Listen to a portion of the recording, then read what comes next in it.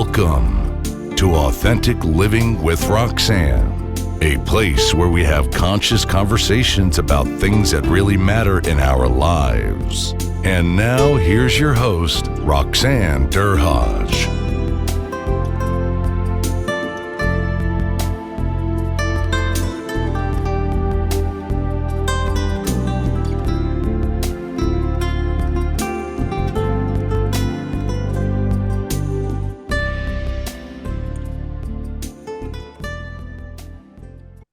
Hi everyone, it's Roxanne Derhodge. Thanks for tuning in again this week with me for Authentic Living with Roxanne. Today I have an interesting guest, Jevon Wooden, and he brings quite a combination of different specialties together that I think will allow us to have a great conversation today. So Jevon, welcome. Thank you so much, Roxanne. It's a pleasure to be here. So let me tell you a little bit about him, a bit from his bio. He's a coach and a growth strategist, speaker, author, and an Army veteran, which I think is quite fascinating. And he's passionate about leadership, growth strategy, and helping motivate leaders and businesses achieve their goals. I'm interested in the degree in cybersecurity. That's going to be an interesting thing to do to kind of understand a little bit on how you bring that to his work. He went to Smith School of Business and also Fordham University as well. And he draws on his 12 years of experience in the military.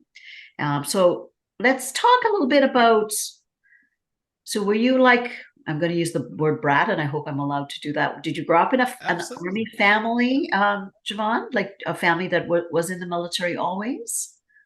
No, I didn't actually. So I did have an uncle and an aunt that were in the military. That was about the extent of our military history. But my journey into the military was more of I felt like it was out of necessity. I was struggling before that, finding my footing. Rochester, New York, growing up there wasn't a lot of opportunities. So the military actually, interesting enough, came to me while I was working. I was working 2 jobs at that time, and someone there was moonlighting. I was actually a trash guy at the hospital. They call them environmental services to make it sound good, but I did trash, right? And someone there, he was actually an Army recruiter. He said, "You should come down to the station." And I was about, I think I was 21 at that time. I was like, why not? So that was a Saturday. On Monday, I was at the recruiting station taking the ASVAB test, which is the aptitude test. And the rest is history. Wow. So you said at the time, of course, you're 21, so you're young, right? And that's quite the swing, right? Like you go, I think at that age, especially we're trying to figure out things at that particular point, and that's quite the switch. So when you went and you started, what was it like for you? It was actually very eye-opening for me because I got to see what I was made of, so to speak. So I understood that, coming up, you're poor, you don't really feel like you have any resources or anything to offer the world. But that was the paradigm shift for me. So I realized that I had a lot to offer the world.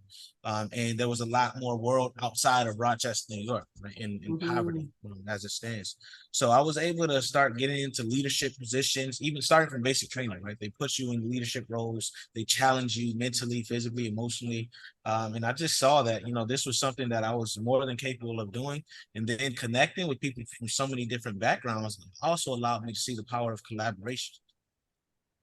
I often think, and I know I've heard this a lot. They say that in the military, the first thing they make you do is make your bed, because that's about the incremental small, and trust me, when I'm crawling out of bed, sometimes I think, and I've never been anything close to being in anything military, right? I grew up in the Caribbean, a big family, those types of things, but nothing like the structure but I remember hearing that, and I've heard that a couple of times, they say that if you can get up and do something vitally as small as making your bed, that sets the stage on a mindset kind of space for the rest of your day. Would you kind of say that makes sense, or is that something that you were exposed to in the military? Yeah, absolutely. I agree. I forgot the admiral's name that said that speech that's now famous, but yeah, I wholeheartedly agree. And they didn't just want you to make the bed; they wanted you to make it so they can bounce a quarter off that thing, right? So, Okay, so I it wouldn't had have to be done so tight. well with that. Even Right, right. today, Had to be not so tight, well, had the not so well. 45-degree angles on the bed when you tuck it. Like, yeah, there was a standard. Like there was a standard for everything. And now those standards are now applied in my life. And I still wake up, still hit the gym, early, still want to have those wins. I'm very routine. Like, and I think that that was a benefit of the military. A lot of people are like, how do you get things done? How do you get so much done? I'm like, because I'm very routine, right? I have Mhm. time management standards. I know before the day even starts what I need to be doing, how I need to prepare for, unforeseen circumstances. All that stuff is something I've learned in the military, and I still apply it to the day. Let's talk a little bit about that, right? Like you said, you grew up, maybe I don't know if you had as much structure at home. You grew out around kind of where there was poverty. And I think, unfortunately, sometimes, like when we're just trying to kind of get past the poverty, it's kind of hard to think about mentally, how do I get past this in my mind, right? And you enter the military, and then you realize, wow, this thing that we have a mind that we have called a mind is very, very powerful. Mm-hmm. Were there times that you kind of, because I know they're tough on you, they're rough on you. Like, I mean, I have friends, when I would run when I would be younger, and they'd be yelling at me, and I want to turn around and tell them, don't yell at me. I'm trying to breathe, right? And, Right. things that you see kind of with limited exposure, of course, myself, but knowing that there's a certain toughness that I think they start to prod at you as soon as you get in. Oh, absolutely. Before you even get off the bus, as soon as your bus arrives, they're hopping on the bus, hitting the glass, yelling at you, doing all stuff. But I'll be honest, Roxanne, none of that fazed me. None of that Okay. fazed me. And it didn't faze me because I knew while I was there. Before I understood the concept of finding your why, I knew my why. Mm-hmm. I was really, really faced with some terrible circumstances back home, right? So I had faced 7 years in prison while I was 17. By the grace of God, I didn't have to do that. They just put me on probation instead and allowed me to Oh. graduate high school and try to change my life around. But I just wasn't on a good path. And then, I had tried college, couldn't afford it, so I had to go back home. Tried Buff State, which is close to your Yes, hometown, right? Your yes. home where you're at now. I mean, and I couldn't afford it. So I came back, and that's when I decided to work the two jobs so I wouldn't get in trouble. Because Hmm. it's really easy when you don't have a perspective of options, so opportunity. You Mhm. think that the only way is this one way, right? And that's how a lot of people get caught up today. It's not that they're bad people, and that's what I always understand. I do a lot of work in the prisons. Like, it's not that people are bad people; they just feel like there's no other way, right? And when your back is against the wall, you're willing to virtually do whatever it takes to get off that wall. What I did was, thankfully, God placed this guy in my life, right? That came to me and said I'd be good candidate for the army. But Mhm. prior to that, things were really tough. My mom was always working to provide for us. I grew up actually raised in a polygamous household. My mom was wife number two, and her husband bounced between each household. He would rotate days. So I had this concept, this idea of life as it stood, and I knew I didn't want any of that. So I would have done whatever the drill sergeant said. I was willing to do it. And them yelling at me, I didn't hear it. I smiled, because I felt like, okay, this is my chance, right? They're Right. paying attention to me for one, right? So they believe in me. That's how I looked at it. They believe that I had more than I thought in myself. So I was able to push through whatever it was. I remember when I first arrived, we started doing combatives. That's like when you do your jujitsu and your hand-to-hand fighting and all that stuff. And I was really good. I was really good at it. But there was one time there was like a bunch of matches going on at one time, and I was rolling to throw someone back with a toss, and someone came and crashed into my ankle. So I tore ligaments in my ankle. I thought I was done. And in the military, when you go in basic training, if you get injured, if you can't perform, they'll just keep you there, right? Until either they send you home on medical leave, or they just let you recover. I was like, I don't want either. One, I don't want to go home because this is something I really want to do. And then two, I just did not want to get restarted. We were already, I think we were about 5 weeks in. And it's like, I think it's 9 weeks out of basic. So I was like, I definitely don't want to restart because that's what would have happened because I couldn't finish with my Mm. COVID. So I just pushed through it. I did my PT test with it, and I had crutches like the day before the PT test. My drill sergeant was so upset with me. He's like, what the heck? What is wrong with you? Why did you do? But I passed. And what that showed me was, yes, mental toughness, mental fortitude is one, but that why will carry you through so much pain and anguish, and you would be surprised at what you can accomplish right through it all. And that's what I tell everybody today. Like, resilience comes from adversity.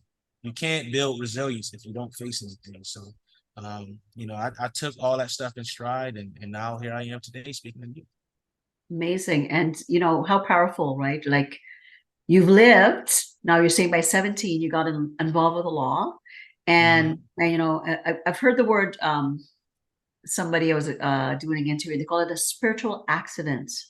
It sounds like you ran into this man who said, why don't you, all of a sudden, out of nowhere, right? And then you just pick it up, and then you go and you open this huge vein in your life. And some kids at your age would say, no, not me. Checking out. But you said you got connected to your why then. So tell me what steps, what things kind of started to kind of kick in for you? Like you said, you didn't want to go back home because there wasn't the uncertainty. There wasn't the certainty there. There was the poverty. There was the polygamy. Like you said, clearly I knew this wasn't the fit for me. Right. What did the tenaciousness in the military, how did it make you connect with, and you're doing amazing things obviously now, to this why? Well, thank you. Yeah, it connected me. It connected me because here I was, everyone was like, oh, you're crazy, you're going to the military, this and that, and they had their own fears that they would project on them, right? So that's one thing. Like, when you're willing to step out and do something that no one else has done around you, they are going to protect their fears. They think they're protecting me, but they're not. So that was one thing I had to get over. The fact that I got over that, and I said, listen, I'm going. I don't care what y'all say. That alone gave me strength. But the second thing was, I'm the middle child of 5 kids.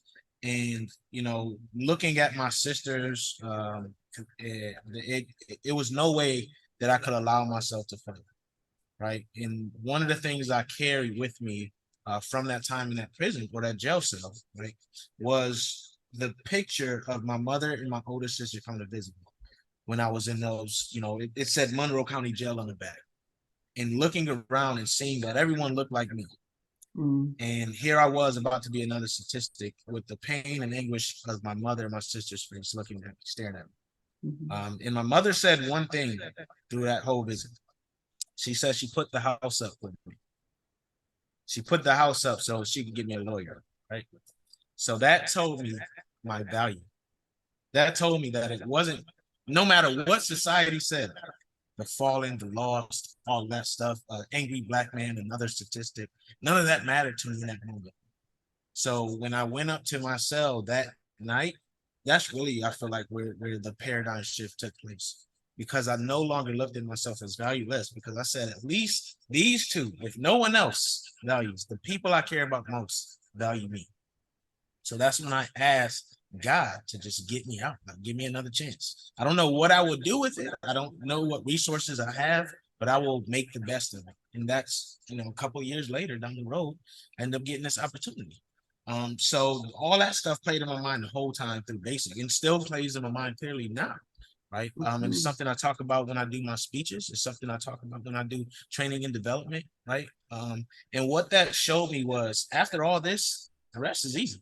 If I'm struggling in business, if I'm struggling, with whatever else, it's not a life-threatening thing anymore. Right. And that's the most important thing to me, is life.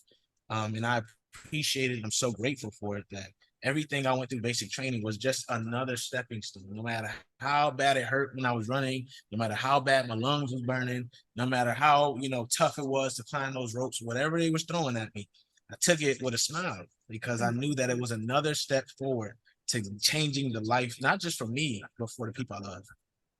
Absolutely. And in my work, when I was practicing, that's what I found, right?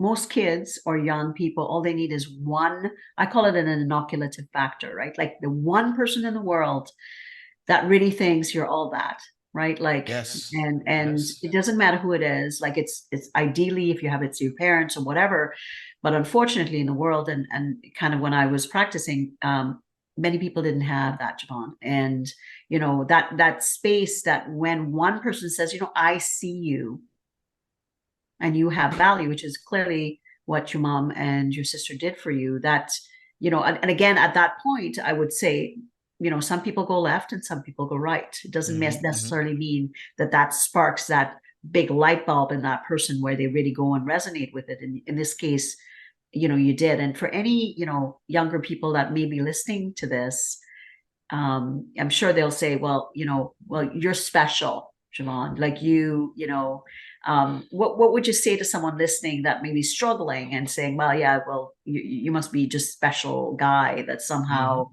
you figured things out. What would you say to someone like that that might be having those questions in their mind as they listen to our podcast? Yeah, yeah, I love to hear that. I love to hear that. I love when people, say, "Oh, you must be special." Someone helps you, someone favored you, and to that, I would say, "Well, you're special too." Right? I can't do life like you, and you can't do it like me. Right? We all walk our journeys differently, but one thing that remains the same, that what we all have, is the same amount of time. And if you have that same amount of consistency and same amount of tenacity, things will start going for you.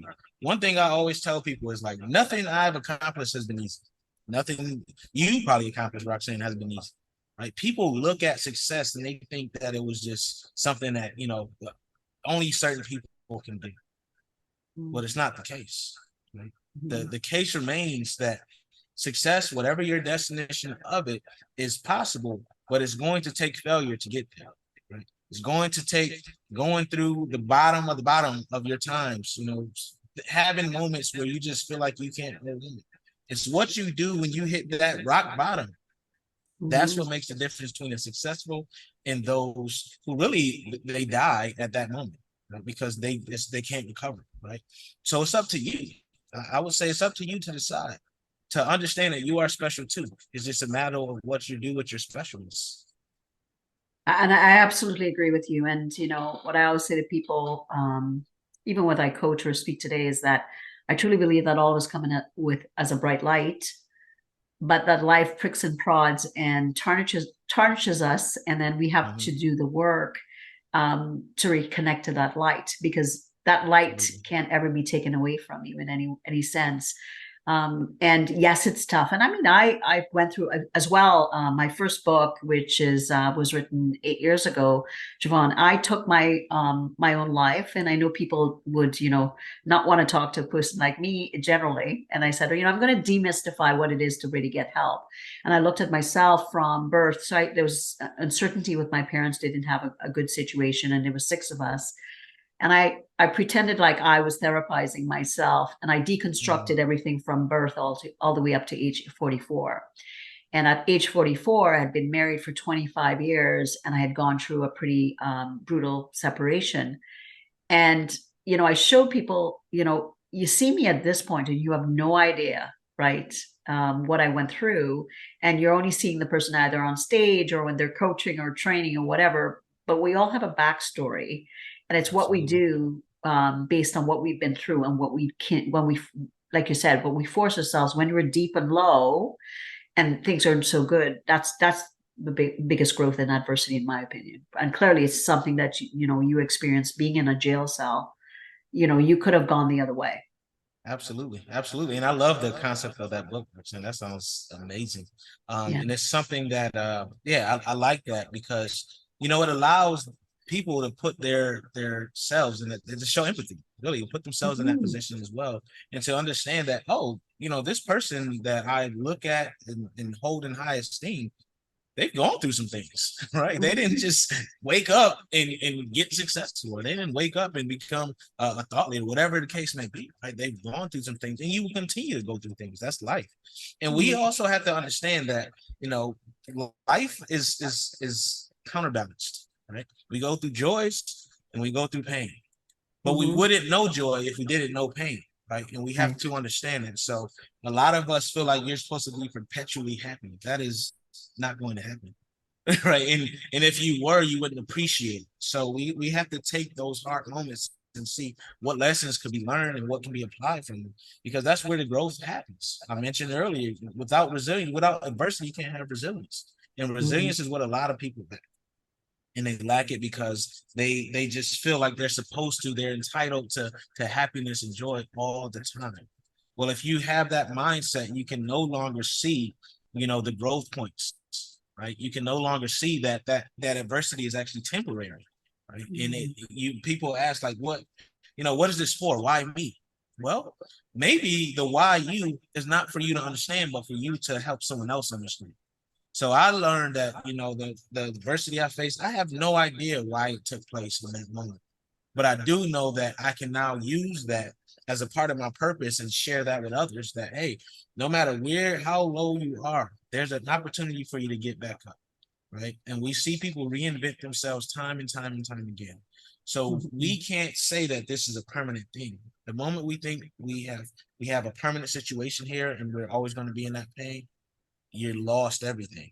So you got to get out of that. You got to dig yourself up, whatever that means. Therapy, coaching, Mhm. self-recognition, and just do the work, because that's what a lot of people are afraid of, that work, that introspection, the hard questions asked of themselves, being vulnerable. All those things are necessary to achieve whatever your definition of success is.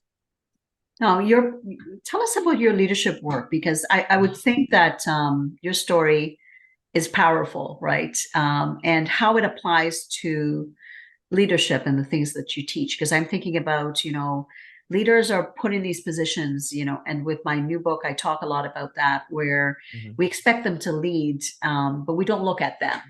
We don't look at who they need to be in the world in order to lead effectively. We just think they Right. have it figured out. So tell me about some of the core principles that you kind of incorporate based on the things you've been through and some of the military into your leadership work that you do. Yeah, absolutely. I mean, everything that I coach on and I talk about in my keynotes and I train and develop on is centered around one thing, and that's empathy. Right? I believe that empathy is one of the key components to being a successful leader. Because if you cannot put yourself in that person's position and you Mm. do not understand that person on a deeper level, it's going to be very hard for you to understand what motivates them, for them to feel comfortable talking to you, to understand what resources they need to be perform at a high level, and you're not going to know their baseline. So as a leader, you have to know your people's baselines. How do they typically perform? What's their temperament? What is do they have family? All those things, because it all ties together into getting the most out of that team or that person. So that's where I come together and I create custom trainings for my clients, whether it's with their teams or leaderships or an individual. And I feel Mhm. like I have to do custom because there's no one size fits all approach. Some people may think it's communication is the root cause when it's actually because the leader has no empathy.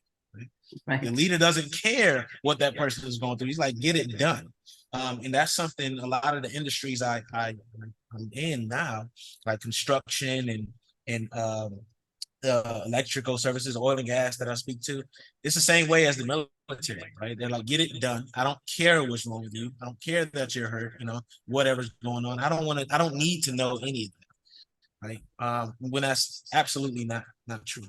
And I Mhm. know a lot of leaders listening are like, I don't have time to learn all this about my team. Well, yes, you do, because if you do not learn at least the people you are leading, what's going to happen is you're going to have a high employee attrition rate, right? They're going to be turning over like crazy. You're not going to know why.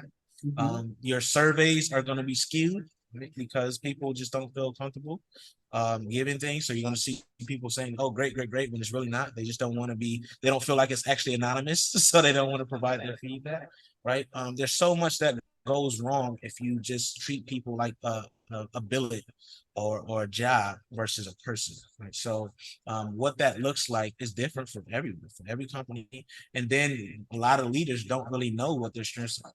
Right? They feel like they have to be this one person, but it's not authentic. So then they struggle.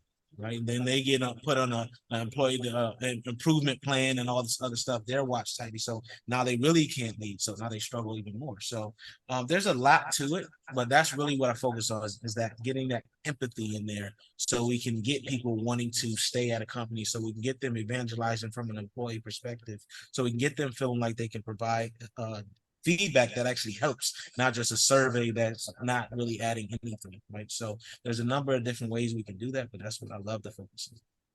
Yeah, and with my second book, that's what I talk about, because I talk about Nice. ROR, right, which is return on relationship. Yes. If you really get things like as the leader, if you get things like you're understanding how you like to be recognized, and how you take care of yourself, and how you communicate, and how you connect, and how do you validate people around you, you got to start with yourself first, right, Jevon? To your Yeah. point, if I don't Self-recognition is the know, key. yeah, if I don't know what I'm about internally, and I'm not reading cues within myself, then in turn, it could be people can be kind of up, kind of dying on the vine right around me, and I'm not connected, understanding them. And to your point, then you might be able to get quote unquote things done.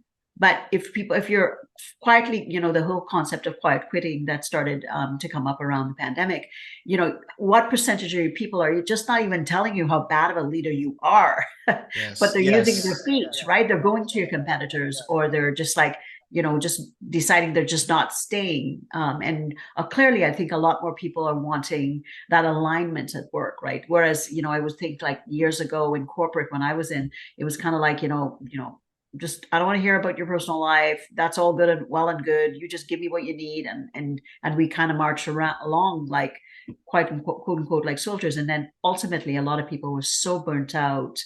Short-term, long-term disability claims were through the roof. You're getting about 65%, of their performance, and so you weren't getting the whole version of themselves. So to your point, as a leader, if a leader is able to be empathetic and kind, and that doesn't mean that they don't have to lead. They have to lead, but Absolutely. they come That, from yeah. a core space of coming from the heart. Absolutely. Yeah, we have to understand, like, a lot of people hear the word empathy and they think it equates to soft or not ineffective, right? We have to understand that empathy really is being tactful in your leadership, right? Not treating people as people, treating people how they deserve to be treated, not how you want to treat them, but how they deserve to be treated. And being honest, right? Being open and honest. And I think that is one of the great benefits of empathetic leadership is you're open and honest, not in a nasty way. You're open and honest. You're able to give people feedback, and they value that. People want that. People want to know how they can be better, how they can get promoted, how they can do all of that. That transparency comes from empathy, because you understand that if I was in their position, I would want to know all of this, right? I would want to know what's going into the company. I would want to know how my jobs and my goals tie into the company's greater goals, right? So you start to think about that, and you reverse engineer what that process and those systems look like. And next thing you know, you have a company operating, running on all cylinders, because you're putting in those things naturally. Right? You're not struggling to figure it all out, because you understand and you're looking at it from their standpoint. And you mentioned that feedback, Roxanne. Feedback is key, right? If I'm operating in a vacuum as a leader, and I'm not going down to that level to talk to my people and understand what they need to be effective and to feel good and to get motivated, then I'm not a leader, right? At least I'm not an effective one. I'm just Right. serving I might get people to pretend they're following right. me, but, Right. but I often say is when they lead, when when you said evangelizing was the word you used, but when you have people, I think of the most amazing boss that I ever had in my life. I would have done anything for him, because he was just I know he cared about me, right, as a Yes. person, right? Yes, I was an executive and I had profitability statements to keep up and all that stuff, but he would see me and he'd say, "Hey, Durhaj," like because he knew me so well. He'd say like, "Oh geez, here comes Durhaj," and I'd be like, "Oh, hi," and because I knew it was an endearing kind of "How you doing?" Absolutely. And Absolutely. it was as a fun, playful thing. And clearly, he had some skills that were mad high level for his time, like 20, 25 years ago. And to this day, when you think about it, and when you ask anybody that, and when I do my keynotes, I say, think of the best leader that you've ever had. And most people immediately could at least bring up minimally one, at least two people, and you see that the whole kind of affect just kind of lift, and they, because they're thinking of that person, because that person had such a powerful impact on them. Absolutely. Yes, we all have that. And that's the leaders listening, you know, that's an exercise that they can do from time to time, right? To say, okay, what characteristics and what traits do I have, right? That I would want someone to say, hey, I want to be like that person. I love the way that leader does this, right? So there's questions you can ask yourself, and often as leaders, part of that empathy is being empathetic to yourself. So giving yourself that space to do that work, do that introspection, right, and reflect, because oftentimes we think we got to be going. The best leaders always had time to process and decompress. Even Steve Jobs, who was running Pixar and Apple at the same time, he always talked about how he would take walks, right? His meetings, he would walk, right? Because he understood that he could process things better, and he was sharper in those moments. You know, a lot of the great theorists and philosophers and all that, they would take naps, right? Because it allowed them to process and get to a deeper level. So we just got to find out what that means in this busy world we're in today.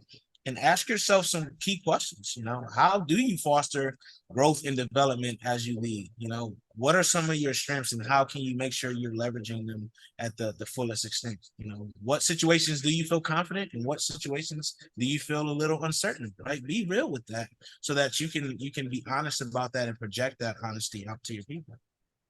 You know, it's interesting because you and I, we clearly talk around the same areas, because in my book, there's an assessment that I do with leaders, and then I say, okay, yes, how well do you think you do? And then their teams do the same assessment, and we collate the information to create the leadership learning and development plan for them. And oftentimes they're like, what? They don't think I communicate well? I think I'm at a 8 out of 10 and I'm getting like a 3. And they're like, that doesn't make sense. And so I think it takes, it takes a leader that's willing to say, I know we all have blind spots. That's what being human and flawed is. But being able to say, I'm trying to get better and I need your help with it. But that goes away from the autocratic kind of, I'm going to tell you what to do versus, you know what, I'm trying to learn. I'm trying to lead shoulder to shoulder, but this thing's kind of new for me. I'm not so sure how to do it. But you can really help me along by helping me out, because you see me in a different light, and you might be able to give me guidance around what when I'm not stressed, what I'm really, really good at. But when I'm stressed, kind of what happens for me, and I think once you start to kind of have that dialogue, I think that's when, a lot of connection and growth can happen with leaders and ultimately people around them. Yeah, absolutely. Absolutely. Yeah, that you mentioned that word dialogue. That's something that's so important as a leader, because a lot of leaders talk, but they don't have the dialogue, right? They're just spewing all this stuff. So, as a leader, we also have to step back and listen a little more, and not listen while we're doing a ton of other things, right? Be engaged in a conversation, show respect for those people that are speaking with you. And when they do provide that feedback, let them know, like, you appreciate it. Whatever it is, you don't have to belittle them if you don't think it's good, whatever. See, I always say to people, find the jewels in the message. Right? No matter if I have a client that says they're not satisfied with the deliverable, I'm not going to get upset. I'm going to say, okay, let me understand why, right?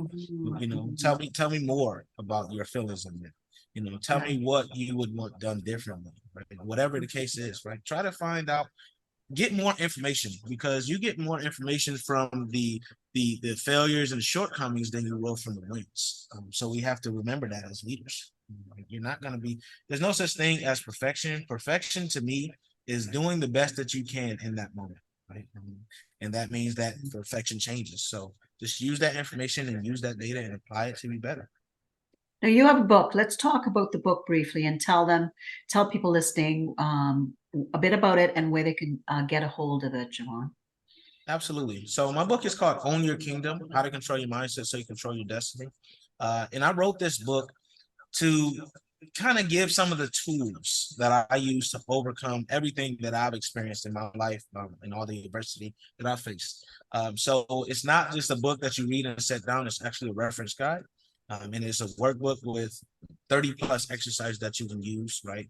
Goal setting, creating an action plan for success, forgiving yourself, right? You start with that clean slate, because a lot of us really get stuck in the past, so we can't move forward.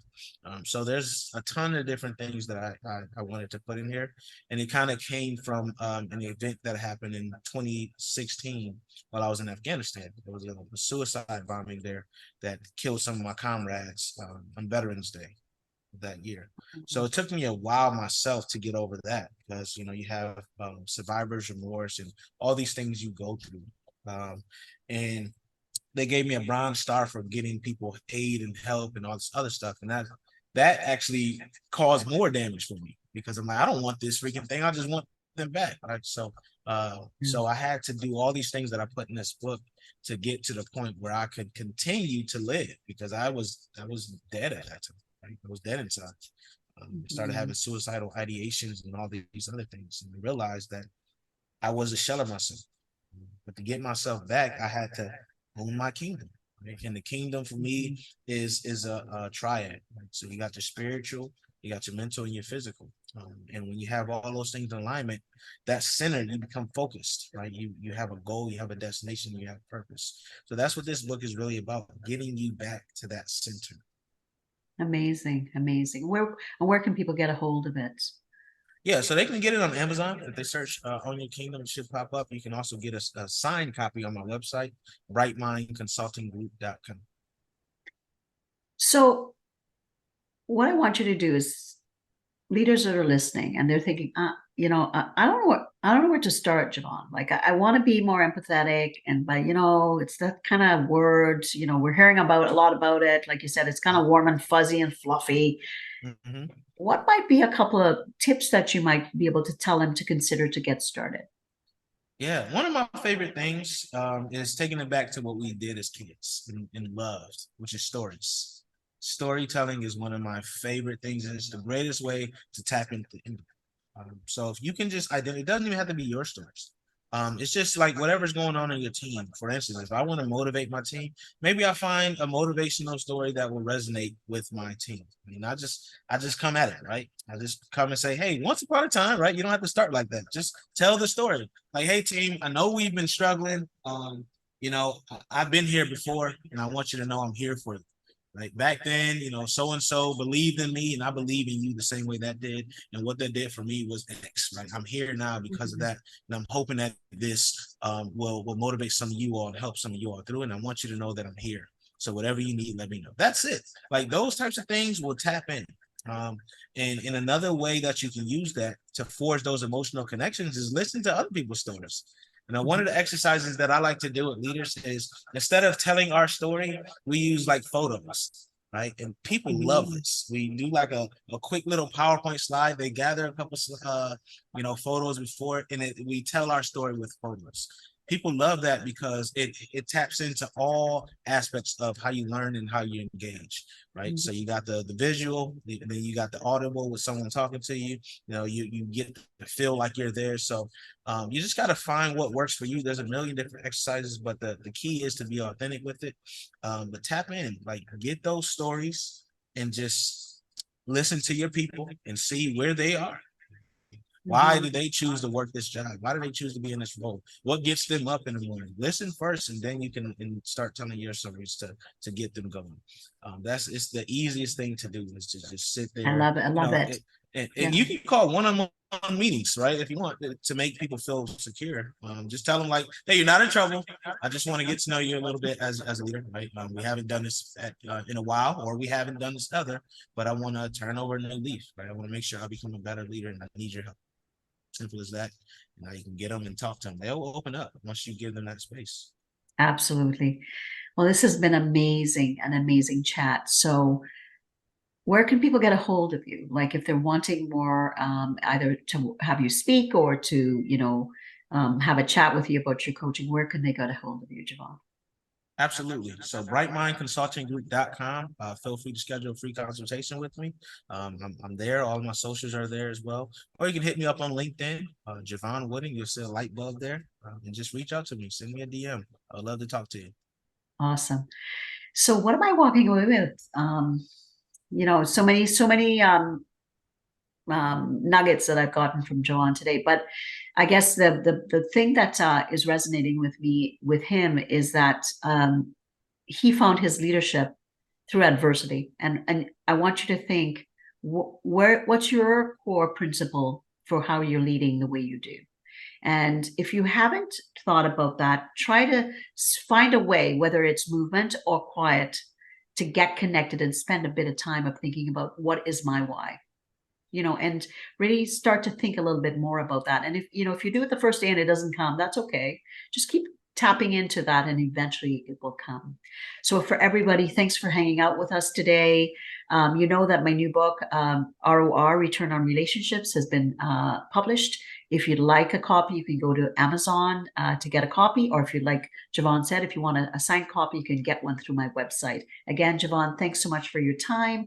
And for everybody, it's been, goodness, over 290 episodes and our following is growing. So thanks so much for hanging out and we'll see you again next week. Take care. Thank you so much, Roxanne, for having me. Thank you. Thanks for tuning in to Authentic Living with Roxanne, creating the space for positive, healthy change. Roxanne is a keynote speaker, psychotherapist, and coach. To work with Roxanne, visit roxannederhaj.com/blueprint. We'll see you next time on Authentic Living with Roxanne.